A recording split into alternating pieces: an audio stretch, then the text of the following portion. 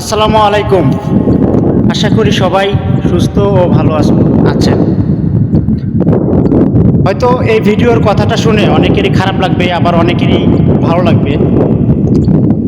আর ভিডিওটা এরকম লোকের জন্য যেসব ভাই আমার পরিবার, ছেলে মেয়ে, বউ রেখে প্রবাসে থাকে, শুধু আপনাদের চিন্তা করেই এই ভাইটা প্রবাসে অনেক কষ্ট করে। আর আপনারা নিজের যৌন চাহিদা মেটানোর জন্য নিজের স্বামীকে রেখে, বাচ্চা কাচ্চাকে রেখে পরক্রিয়ায় জড়িয়ে যান। একটাবার চিন্তা করেন না যে আপনাদের সুখের জন্যই আপনার স্বামী আপনাদেরকে রেখে প্রবাসে অনেক কষ্ট করে। একটা সিগারেটের আগুন ততক্ষণই জ্বলে ততক্ষণ এটার ভিতরে পাতা থাকে।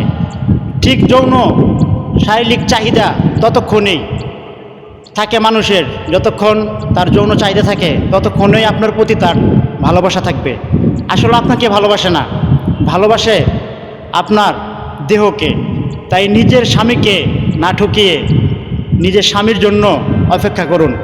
যেই লোকটা আপনার জন্য দিনের পর দিন, রাতের পর রাত ওই প্রবাসে কষ্ট করে, একবার চিন্তা করে দেখেন, যখন আপনার স্বামী এই কথাগুলো শুনবে তার মনে সে কতটা কষ্ট পাবে। যদিও কথাগুলো খারাপ লাগবে, অনেকেই খারাপের চোখে দেখবেন জানি, তারপরেও কথাগুলো বললাম, কারণ এটা একটা আমার জানা অভিজ্ঞতা থেকেই বললাম।